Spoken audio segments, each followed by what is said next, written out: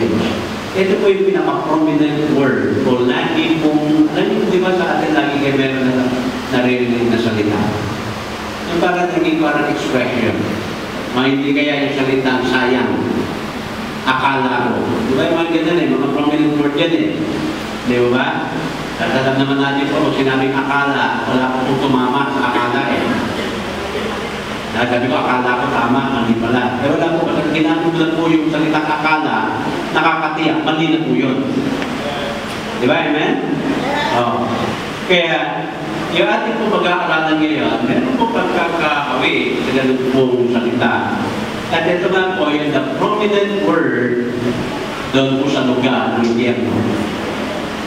Na ito ang lagi marinig mo pag ikaw ay nasa impyerno na. Ewan ko, kung meron pa pumunta rin sa impyerno. Pero sa kasakali, maalala po sa preaching nito. Meron ba mapupunta sa atin sa impyerno ngayon? Hindi po, church member na po ako. Tingnan natin mamaya. Na, kung ikaw ay church member, kung ikaw ay mapupunta sa impyerno, hindi na. Sa dahil po natin tumayo, mga kapatid, ito po natin ating mga Bible sa Acts. Diyan po kayo sa ating po LCD, medyo po natalmurot ulit. Acts chapter 26.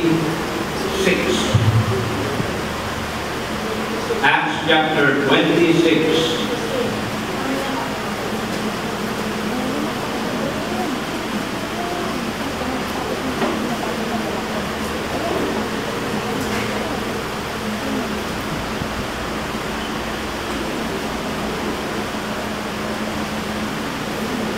Sabi ko natin siguro sa verse number 21.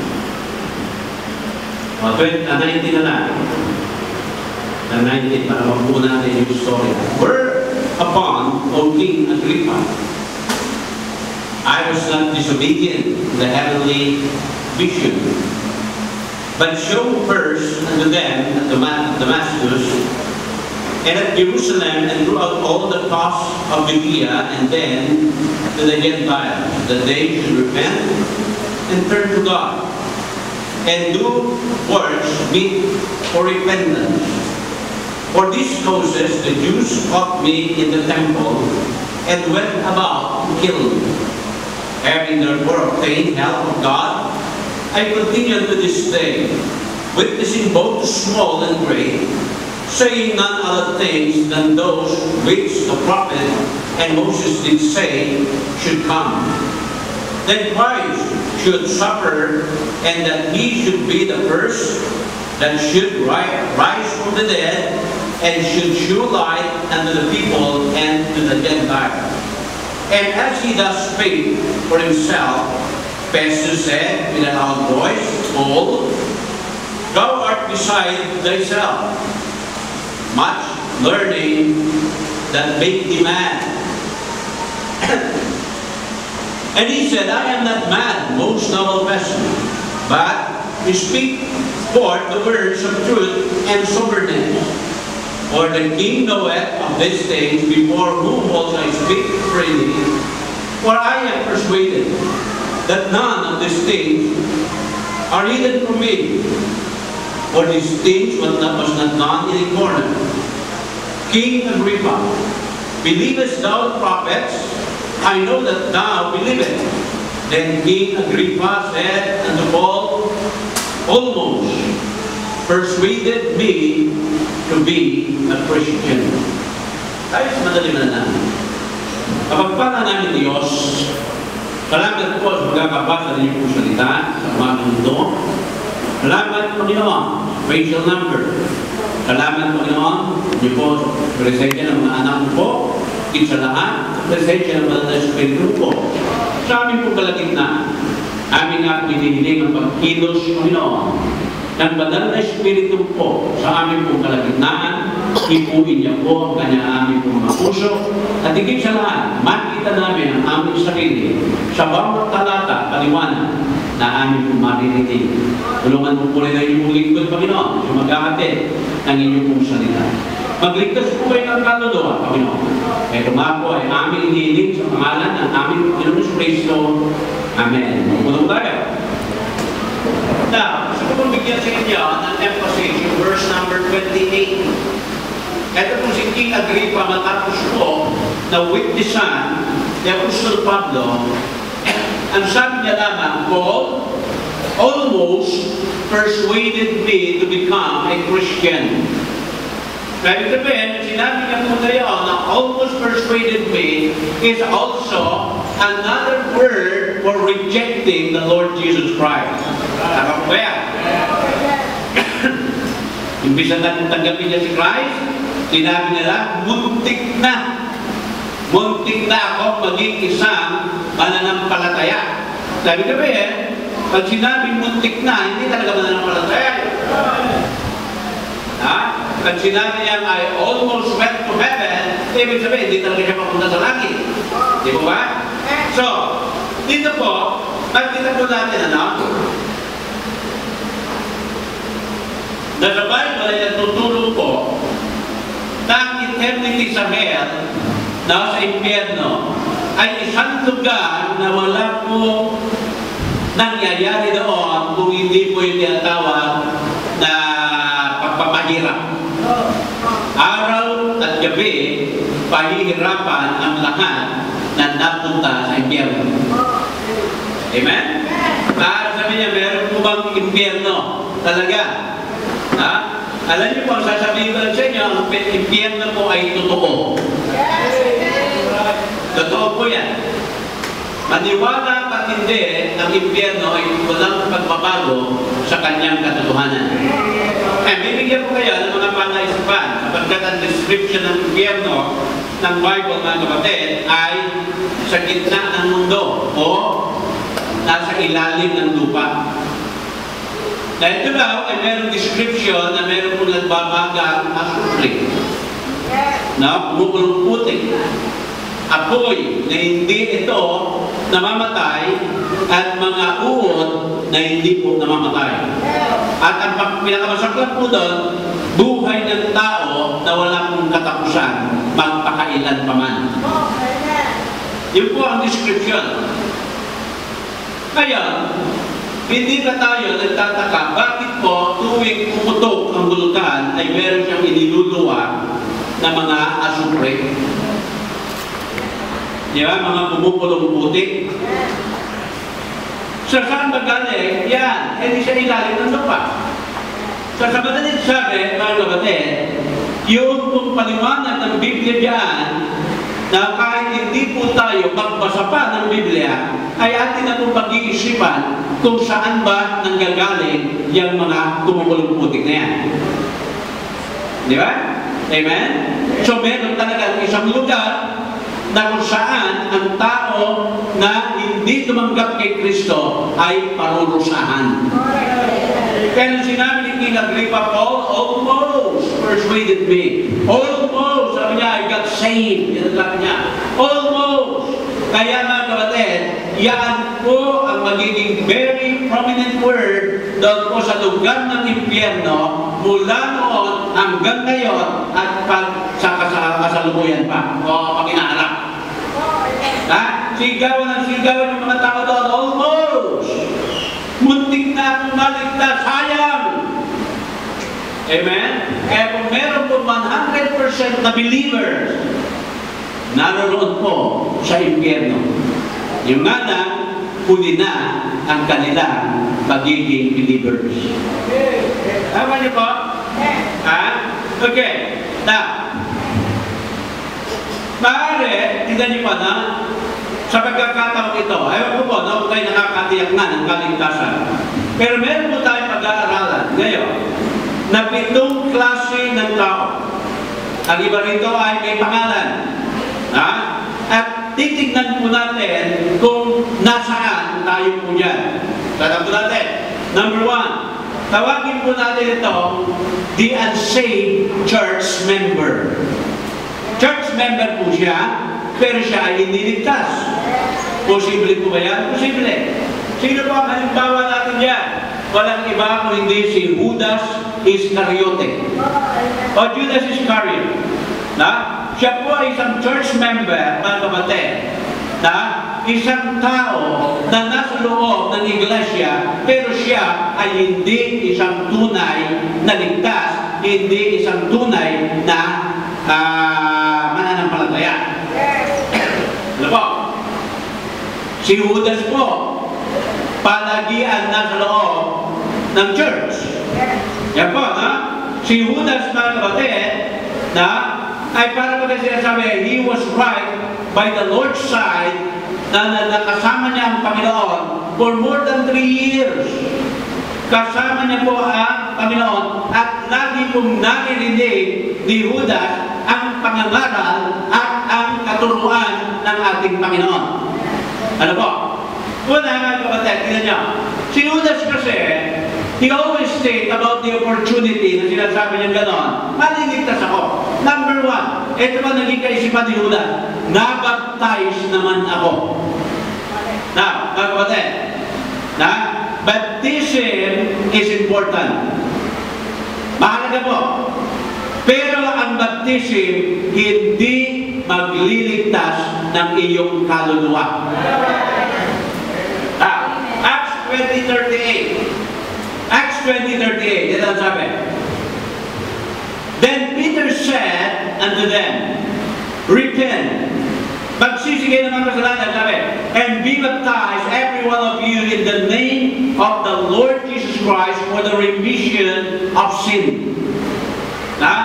Ibig sabihin ng kapatid, pag ikaw ay nagsisi na ng iyong mga kasalanan, at ikaw ay tumanggap na kay Kristo na maging Panginoon at sarili mong tagapagligtas, ang susunod dapat niya na ginagawa mo, ikaw ay magsuko sa Panginoon ng bautismo.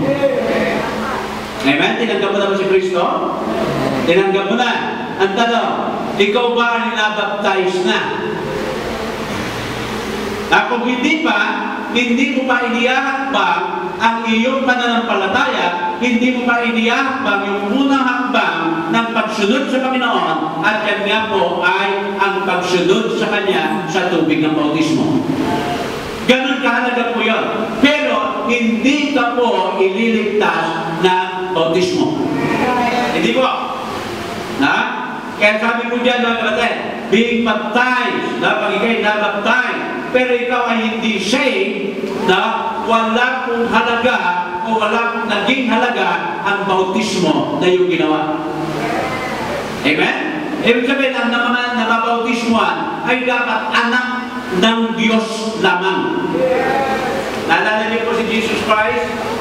Si Jesus Christ po ay anak ng Diyos. Tama? Amen? At siya ay nagpabaptize kay John the Baptist. Sabi sabihin, kaya siya nagpabaptize kay John the Baptist kasi anak na siya ng Diyos. Hindi maaari na magpapabautismo ka muna pagkatapos niya magiging anak ka ng Diyos. Hindi po ganoon. Kaya itong si Judas, mga kapatid, ang inakala niya, ang bautismado naman ako, anak na ako ng Diyos. Hindi po. Kaya nga, si Judas ay halimbawa ng isang miyembro ng isang Bible-believing Baptist Church dahil nabautismoan siya, pero siya ay hindi ligtas. At ang aking panalangin ng kapatid, dapat po wala ritong nabautismoan sa atin na hindi ligtas. Pero ganun pa man, na may ilan sa ating pong mga kapatiran, nabautismoan ng 2 beses. Bakit nabautismoan ng 2 beses? Kasi nung unang siya ay nagsuko sa bautismo, akala niya ligtas na siya. Only to come out and realize, mga kapatid, na hindi pa pala talaga siya ligtas. Tumanggap ulit. Binautismoan din natin. Meron ba tayong ganyan? Taas ng kamay, dito yan? Donna. Meron pa marami yan eh. Si Jane. Sino ba? Si Boom. Si Edmond. Amen? At mabuti na lang mga kapatid na sila ay talagang siniguro na ang kaligtasan nila at tinanggap ang ating Panginoon. Now, sa 1 Corinthians chapter 12, verse number 13. Hindi niyo ba kung gano'ng kahalaga ang bautismo?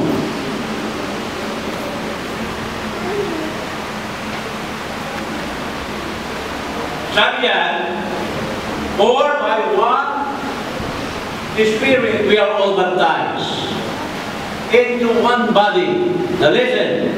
Now, whether we be Jews or Gentiles, whether we be bond or free, they have been all made to drink into one Spirit. Nandito niyo po? Ano ang ginagawa ng bautismo sa atin? Hindi ka ginagawa ng aligtas. Na pag ikaw'y nabautismoan, ikaw ay nagiging bahagi ng isang katawan ng ating Panginoong Jesucristo at kanya po ang kanyang church. Kaya pag ikaw'y nabautismoan, then you become member of the body of the Lord Jesus Christ, which is the Bible-believing Baptist Church ng Marilao kung dito ka babautismoan sa ating church. Amen? Naliwala niyo ba? Now, isa pa pong verse.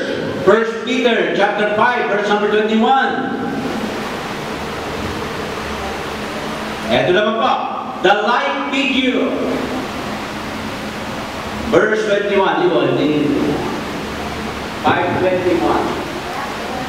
Walang 5:21. O 3:21. Walang 5:21. 3:21. Ayan. 3:21, divide 21. The like figure whereunto even baptism, that also now, save us, not putting away the filth of the flesh. Sabihin, ang bautismo, hindi naglilinis ng dumi ng ating laman. Kaya nga tayo po ay hindi nagbabautismo ng baby.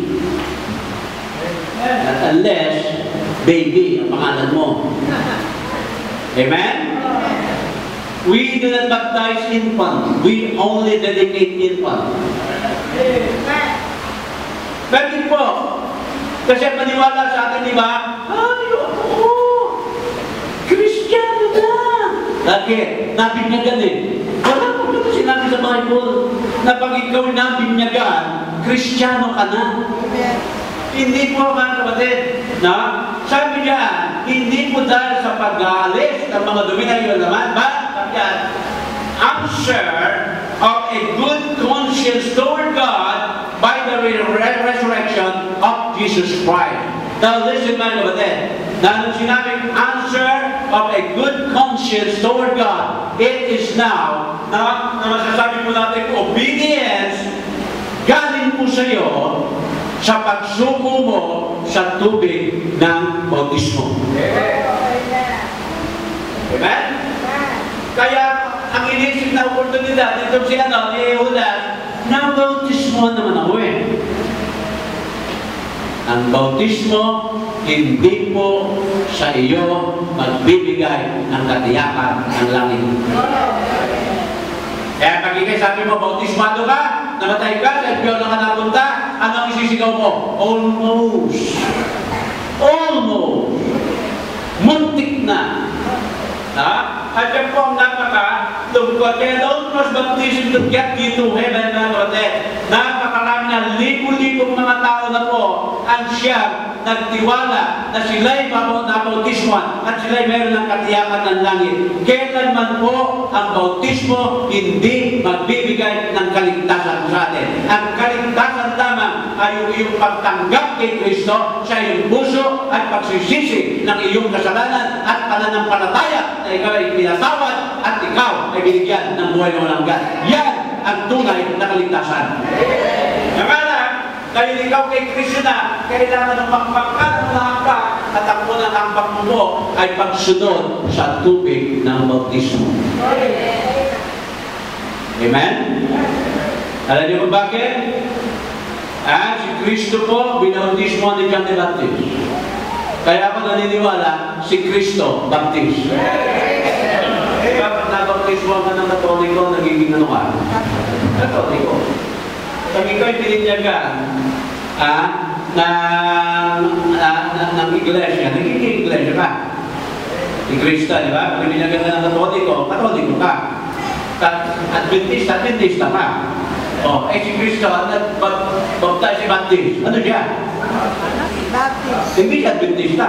Baptist siya. Kaya kung magkakaroon ng pagkakataon mga kapatid, hindi ba second coming ha? Papasyal lang mga kapatid si Kristo dito ulit sa lupa. Hindi second coming ha? Papasyal lang. Naniniwala po ako atin siya sa Baptist Church eh.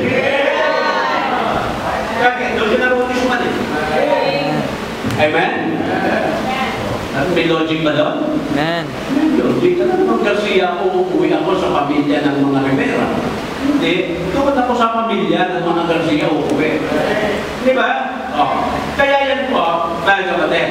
Kaya, ano po ang pinapakita po rito sa atin? Na itong si Judas, isang hindi ligtas na church member. Hindi na po yung church member, mga kapatid.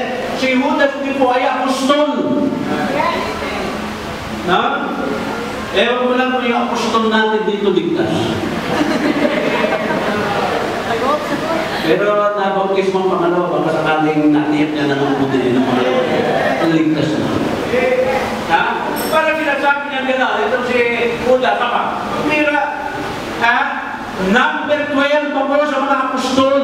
Kasama ako sa mga apostoles. Pero hindi pa rin po yun, mga kapatid, ang basihan ng iyong kaligtasan, mga kapatid. Na? Kaya pagdating, nung araw na ito nga po, si Judas ay namatay, sabi niya, oh, I got saved. Hindi naman po yan. Tingnan niyo po daw sa Lord's Supper. Diba? Sinasabi ni Judas, hindi ba nila, may oportunidad, baka kasama mo niya ako sa Lord's Supper. Nag-Lord's Supper po siya, pero ano po? Unsaved pa rin po siya. Amen?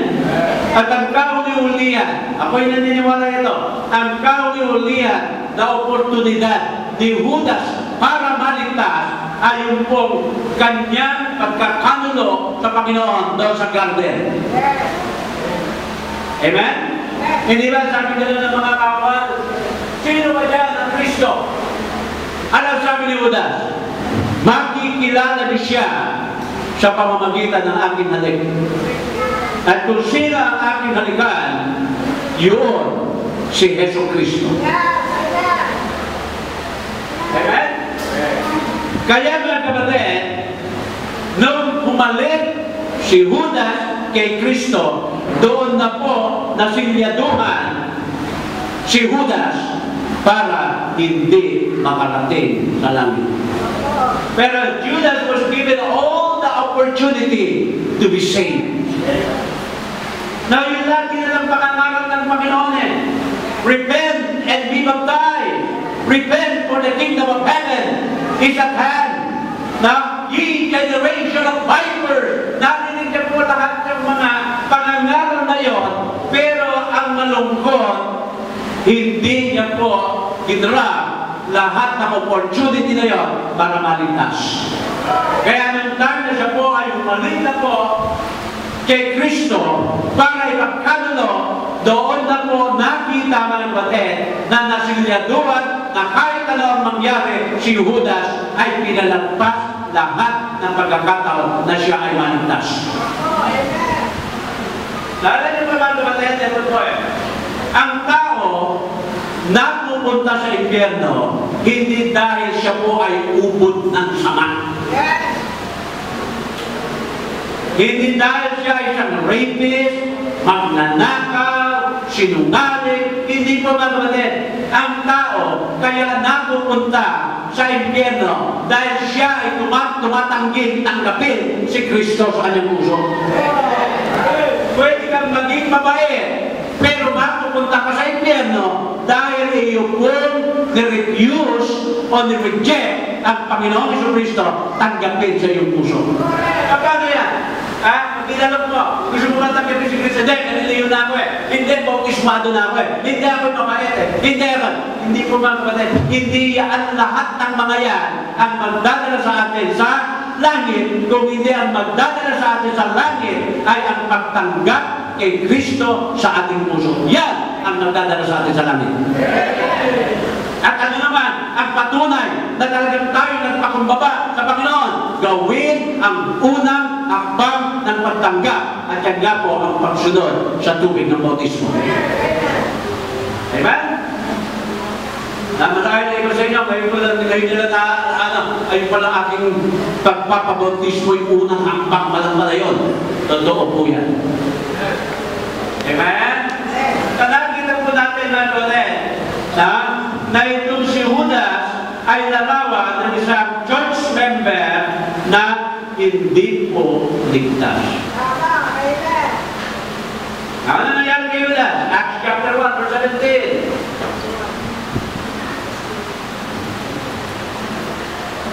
Verse 17, ito sabi, For he was numbered with us, and had obtained part of this ministry.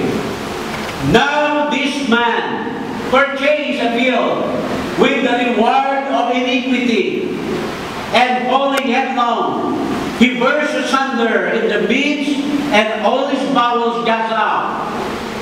And it was known unto all the dwellers at Jerusalem, insomuch as that field is called in the proper tongue Aceldama, that is to say, the field of blood, for it is written in the book of Psalms, let his habitation be desolate, and let no man dwell therein, and his bishopric let another take. Sino po ang tinutukoy yan? Eh, di sino Judas. Amen? Kaya naman ang sigaw ni Judas kaya sa impyerno, almost persuaded me to become or to be a Christian. Amen? Na maaaring sinasabi ni Judas kaya na napakalapit ko na sa tagapagligtas. Nakakapaglakad ako, nakasama siya. Kumain, nakasama siya. Natutulog, nakatabi siya. Na almost. Pero siya po ay hindi pa rin ligtas. Amen? Napakalungkot. Pangalawa. Ang pangalan naman po nitong pangalawa, si Felix. Verse number 25, Acts 24.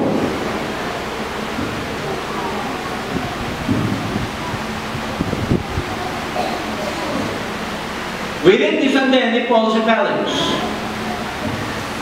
At ang sabi ni Felix, and as he reasoned of righteousness, temperance, and judgment to come, Felix trembled. And answered, Go thy way for this time.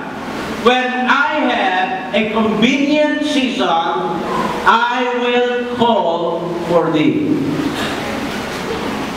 Alam, sabi na naman ito si Felix. Kumbinsido siya sa pangangalan ni Apostol Pablo. Pero ang sabi niya kay Apostol Pablo, umalis ka muna, ipatatawag na lang kita pag maluwag na oras ko. Ano po? Ang pangalawang klase na tao na ito, tawagin po natin siya procrastination. Saka na lang. Pag medyo maluwag na ang oras ko, pag medyo may panahon na ako, pag medyo mahaharap ko na, saka ka na lang bumalik, saka mo ulit turuan ng katiyakan ng kaligtasan. Amen? Kaya malungkot mga kapatid abot kamay mo na ang kaligtasan at ang sasabihin mo ulit, saka na lang. So, ano po sabi dito nga nito si Felix sa mga time? Hindi pa ako handa ngayon. Bukas na lamang. Nasusubukan po muna kung kaya kong mamuhay ng matuwid. Ang maaari sinasabi rin di ba? Ang Kristyanismo hindi para sa akin. Darating din ang araw na ako ay susuko din yan. Pero wag muna ngayon. Kaya mga kapatid, yung pagpapaliban ay isang kasalanan na maaaring magdala sa isang tao sa tiyak na kapahamakan ng kanyang kaluluwa at tiyak na kaparusahan ng kanyang kaluluwa doon sa lugar ng impyerno. Sabi, huwag na natin sabihin yung saka na lang. Baka pag naroon ka na sa impyerno, sila mo, almost. Napakadali lang pala oras lamang na manalangin ng pagpapakumbaba sa Kanya at paghingi ng tawad at pagtanggap sa Kanya. Bakit pinagpaliwan ko pa? Ano nangyari? Namatay.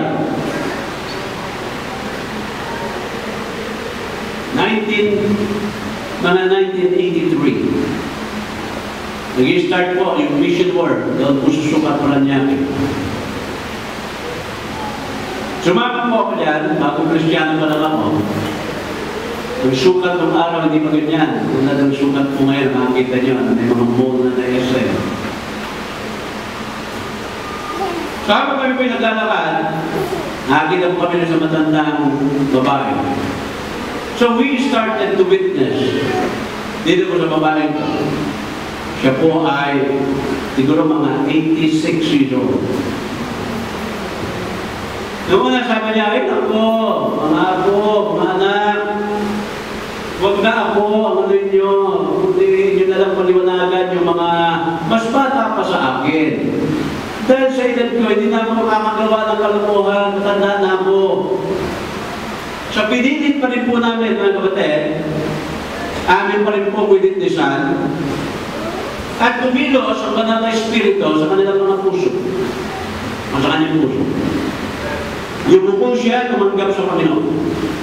Pero noon sabi niya, saka na lang, saka na lang. Kaya sa madalit sabi, naghiwalay po kami na siya ay tumanggap kay Kristo. Sabi namin, sa Sabado, nandito ulit po kami. Babalikan po namin kayo. Natuwa-tuwa yung matanda. Sinigulo namin na siya'y ligtas.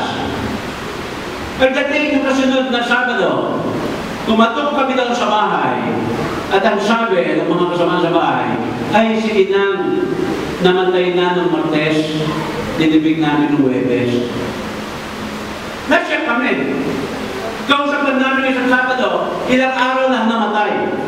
Pero natuwa po kami mga kapatid dahil siya'y tumanggap sa Panginoon. Pero nung una, ang sabi niya sa amin, sama na lang. Sa iba na lang. Kaya mga kapatid, yan ang makikita po natin napaka-prominenteng mga salita. Dapat nandun para sa langit, sinasabi, almost. Anong sabi nito si Felix? Ano na?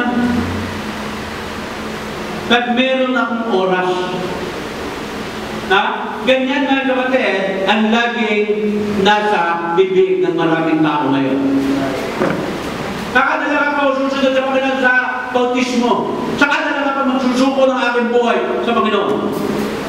Na parang nagkaroon ng isang kwento na si Satanas. Kakwentuhan niya yung tatlong demonyito niya po. Nagkonferensya itong apat na ito. Sabi ng dito si Satanas, ano kaya ang gagawin natin para matingnan pa natin yung mga tao? Sabi ng unang demonyito, sabihin natin na yung kanilang Bible hindi totoo. Di sabi ni Satanas, pwede yan, magandang idea yan. Yung nga lang, hindi magtatagal. Naman sa una, maniniwala sila, Bible hindi totoo, pero makukumbinsin rin sila na totoo ang Bible. Sabi naman ng pangalawa na demonyo, sabi niya na, sabihin na lang natin sa kanila, maging religyoso na lang sila. Na they just pretend to be religious. Yung pa-attend ng church, di ba? Attend ng church on Sunday, parang hindi makabasa ng pinggan, ubod naman ng walang ya, pag Lunes hanggang Sabado na. Amen? Oh. Sabi na naman ni Satanas, okay din yan. Napakaganda niyan. Pero pag Sunday, kala mo hindi makabasa ng pinggan, tapos pagdating ng Lunes hanggang Sabado, ang salita ay iba na, ang pananamit ay iba na, ang kanya itsura ay iba na. Pwede yan. Mas marami tayong madilignan yan. Kaya sabi ko, pero parang ang tingin ko, sabi ni Satanas, hindi rin tatagal yan eh. Yes. Sabi naman ng pangatlo na demonyito, sabi niya, Sir Bosing, Satanas, palagay ko, turuan na lang natin Itong mga tao mag-procrastinate. Yung paliban ba? Paliban na pala. Saka na lang. Natutal, bata ka pa naman. Pag medyo mahina ka na, saka ka na lang magsuko. Ganun yung mga ganang idea pa. Sabi ni Satanas, nagustuhan niya yung idea niya. Sa inyong tatlo, yung sayo ang pinakamaganda. Yan ang ating ipatupad. Kaya mga kapatid, isa sa naging biktima, si Felix. Yes! Amen! Amen? Oh. At marami pa rin naging biktima bukod kay Felix. Diba? Tayo po laging ganyan eh. Saka na lang. Ano ang nangyari sa atin? Saka na lang. Nung ikaw ay dumating sa impyerno, ano ang sinasigaw mo? Almost. Muntik na. Amen? Pangatlo, sa chapter 23 ng Luke, verse 39. Luke 23, 39.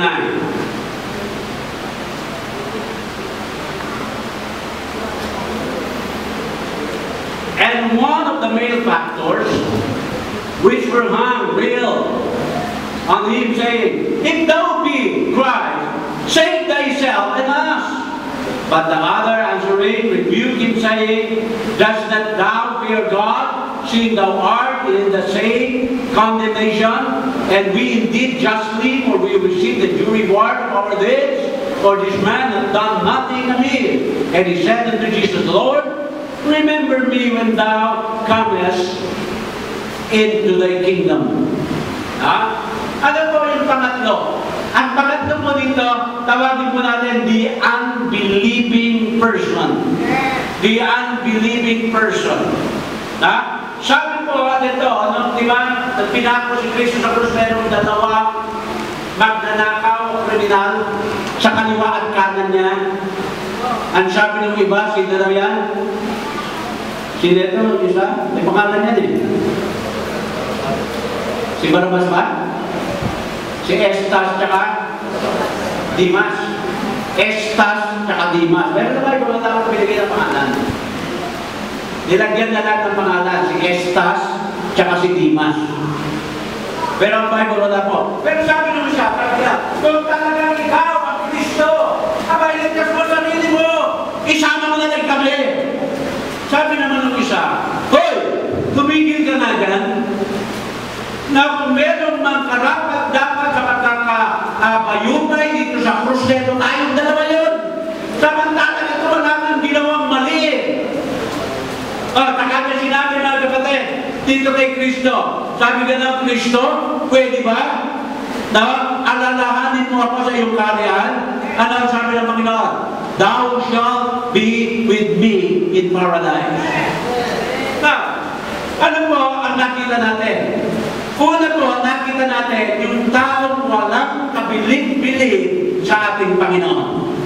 Merong mga tao na kapatid na sapat na sa Kanya, alam niya ang pangalan ni Kristo, alam niya na si Kristo ay anak ng Diyos, pero mga kapatid, wala siyang kabilib-bilib na si Kristo ang magbibigay sa Kanya na katiyakan ng langit. Amen? Hindi tulad ng isa. Na yung isa masama na nagpapakasama pa dahil sa kanya pong hindi paniniwala sa Panginoon. Yung isa namang masama, gusto po mga kapatid maituwid ang kanyang buhay, inilagak niya ang kanyang tiwala kay Kristo. Nauulitin ko, yung dalawang iyon, hindi po sila mapupunta sa impyerno dahil sila'y masama. Sila'y mapupunta sa impyerno dahil hindi po nila tinanggap si Kristo. Pero yung isa, inilagak niya ang kanyang tiwala kay Kristo. Pinangakuan siya ng ating Panginoon. Amen? Kaya marami pong mga hindi naniniwala ngayon na si Kristo ang tagapagligtas. At ang pang-anin, isang sabi natin moral person. Sa Matthew chapter 9, verse 16. Ito naman po yung matuwid na tao. Mabait na tao. Na? Chapter 29, verse 16 of Matthew. And behold, one came and said unto him, Good master, what things shall I do that I may have eternal life? And he said unto him, Why callest thou me good? There is none good but one, that is God. But if thou wilt enter into life, keep the commandments. Now, he said unto him, which Jesus said, Thou shalt do no murder, thou shalt not commit adultery, thou shalt not steal, thou shalt not bear false witness, honor thy father and thy mother, and thou shalt love thy neighbor as thyself. Na sinabi ng Panginoon yung Ten Commandments. And the young man said unto him, All these things have I kept from my youth. What lack I yet? Jesus said unto him, If thou wilt be perfect, go and sell that thou hast, and give to the poor, and thou shalt have treasure in heaven, and come and follow me. But when the young man heard that saying, he went away sorrowful, for he had great possession. Isang tao sumusunod sa 10 utos. Pero sabi ng Panginoon, may kulang ka pa. Sabi ng mga tao, basta sinusunod mo ang 10 utos, baka sakaling mapunta ka na sa langit. Pero lahat ng iyon, sinusunod nitong tao ito, pero ang sabi ng Panginoon, may kulang ka pa. Amen? Amen. Sabi nga lahat ng yaman mo, pagbili mo, pamigay mo lahat sa mga nasa lanta ng Yolanda. Ano nangyari? Umalis, lungkot na lungkot. Bakit? Ang dami niyang yaman eh. Yes, amen. Amen? Amen? Sa hindi pa rin kabaitan, mga kapatid, Right, amen. ay magbibigay katiyakan ng langit. Yes. Kaya ito, saan napunta itong tao na ito, tiyak kalungkot patay na siya ngayon. Dahil sa panahon pa ng Panginoon ka. Ang sinisigaw niya sa impian na ngayon, almost! Natingnan nyo, bakit naman ang gano'n ng Panginoon? Lahat ng yaman ay pamigay daw. Dahil nga susubukin niyo ba na lang palataya mo, talagang kayo susunod sa Panginoon eh. Yes. Yes. Hindi ba meron pangako rin ng Panginoon? Give and it shall be given. Yes. Sabi na rin, magbibigay siya ng 10, maaaring tumanggap siya ng 20 o 30 o 40. Di ba? Amen? Kaya sinabi, pamigay mo lahat yan. Impisa siya lang niya, naku, babalik po ito ng maraming beses po. Hindi, ang nasa isip niya, naku po, ipamibigay ko lahat. Naku po. Amen? Panglima, yung humanist.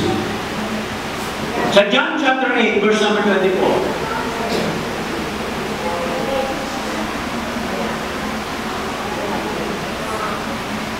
I said therefore unto you, that you shall not die in your sins, but if you believe not that I am He, you shall die in your sin. Pag sinabing die in your sin, ang kaluluwa mo pupunta sa impyerno. Ano ba yung humanist? Ang mga humanist, mga kapatid, hindi naniniwala na merong Diyos. Ang humanist, mga kapatid, hindi naniniwala na meron pang ibang magbibigay ng pag-asa sa tao maliban sa kanyang sarili. Sabi ka ba, ang humanist nakapokus sa kanyang sarili lamang. Ako ang Diyos ng aking buhay. Kung gusto ko lumigaya, kaya kong gawin yan. Kung gusto ko maging malungkot, kaya kong gawin yan. Kung gusto ko maging mabait, kaya kong gawin yan. Lahat ng kapatid. Dala niyo ba ang isang example ng humanistic na song na worldly? Yung sinasabing, I believe that children are the future. Diba? May ganda na kanta. Teach them well. And let them lead the way. Natingnan niyo po naniniwala talaga tayo. Tama yan eh. That children are our future. Sino ang magtuturo? Yung mga matatanda. Ano ang ituturo ng mga matatanda sa bata? Kasi pag matanda, natuto, maganda na ang future natin. Tama niya? Kasi kung yung mga bata tuturuan ng magandang asal ng matatanda, bakit kung sila ay naroon, hindi nila naituro ang magandang asal? Tama niyo ba? Amen? Ang bata ba matututo ng musa nila yan? Hindi, dapat may magturo. Tapos sasabihin ng awit, teach them well, so in the future they can lead the way right. Kung tama yung kanilang tinuro sa mga bata, dapat itong mga nagturo na i-apply na nila sa kanilang relasyon. Di maganda na sana. Pero lagi po sinasabi ng mga yunanis, ako, at wala nang iba, ako lang. Kaya sabi ng Panginoon, hindi ka mamamatay. Mamamatay ka sa iyong kasalanan pag ako ay nireject mo. Ganyan po.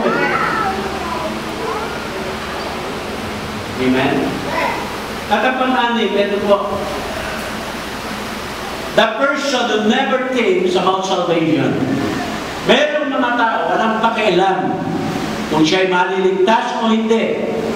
Alam niya mga kapatid, ano ba ang naging? Amen? Ha? Kaya mga kapatid, bakit ka ba narito? Gusto ko ibigay ng pampito. The religious person. Matthew chapter 5, verse number 20. For I say unto you, that except your righteousness shall exceed the righteousness of the scribes and Pharisees, you shall in no case enter into the kingdom of heaven. Ano ba yung mga righteousness ng mga scribes? Ang mga scribe kasi, ito yung mga person na humanistic paliwala. Nandito pa po natin, para mas mawalawa natin sa Matthew chapter 7, verse number 21. Matthew 7, verse number 21. Not everyone that saith unto me, Lord, Lord, shall enter into the kingdom of heaven. But he that doeth the will of my Father which is in heaven. Many will say to me in that day, Lord, Lord, have we not prophesied in thy name? And in thy name have cast out devils, and in thy name done many wonderful works. And then will I profess unto them, I never knew you. Depart from me, ye that work iniquity. Ano ba sinasabi ng ating Panginoon dito? Hindi dahil tumawag ka sa Panginoon, ligtas ka na.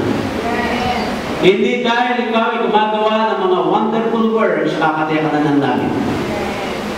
Ang sabi ng Panginoon, ang mga merong katiyakan ng langit ay yung gumagawa ng kalooban ko.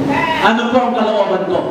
Na pinadala niya ang kanyang bugtong na anak dito sa ating mundo para iligtas ang mga tao. Anong dapat natin gawin? Tanggapin siya na ating Panginoon na sarili ng Panginoon. Kaya mga kapatid, yan po ang pitong klase ng tao na sa mga oras na ito sumisigaw doon sa impyerno.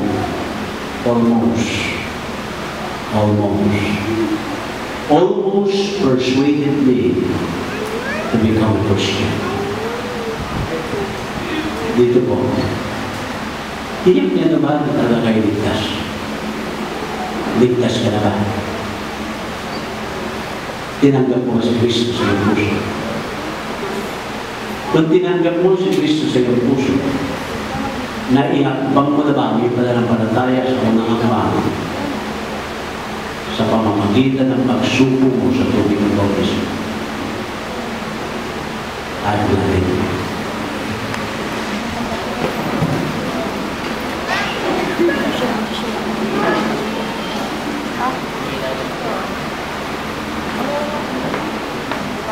Ayaw natin.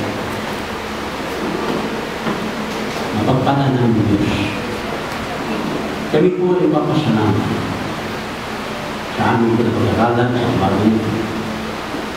At patuloy ng humihiling sa pagkilos ng banal na Espiritu po sa aming pinag-aralan. Dalangin namin, Panginoon, kausapin po sa aming po mga bisita na wala pong katiyakan ng langit. Alam po, mahal mo po sila. Ayaw mo po silang mapahamak. At marahil ito na rin po yung opportunity na hindi po pinagkaloob sa kanila para mapakinggan ang tunay na kaligtasan o pagkakaroon ng katiyakan ng langit ay sa pamamagitan niya ng kanyang pagsisisi ng kanyang kasalanan at pagtanggap sa inyo ng bilang Panginoon sa linig ng kaligtas. Kaya Panginoon, naway po niyo po tularan. Ito po si Felix na sinabi sa kanila, Magaling tularan ng mga hari na nakapakinig kay Pastor Pop na lahat ng pagkakataon ay kanila pong pinalagpas. Kaya Panginoon, kausapin mo po siya. Ganun din Panginoon, yung mga nagsitanggap na sa inyo na bilang sarili ng pagkakalitas. Naway ihambang po nila ang unang kanilang pananalig, paniniwala, pagmamahal sa inyo. Yan nga po ang kanyang pagsunod sa tubig ng bautismo. Kaya Panginoon, ilusin mo po ang puso ng bawat isa. At sa mga anak mo naman, Panginoon, nananalig mo. Mayroon po kami naging pagkukulang sa inyo, kasalanan, o mga bagay-bagay, Panginoon, na nakapagbigay ng kalungkutan sa inyo, sa amin po nagawa. Dito po sa altar ay aming pamahalaan. Kaya Panginoon, sa paanyaya, ikaw Panginoon, siyang kumilos, ay tumako at aming hinihiling sa mga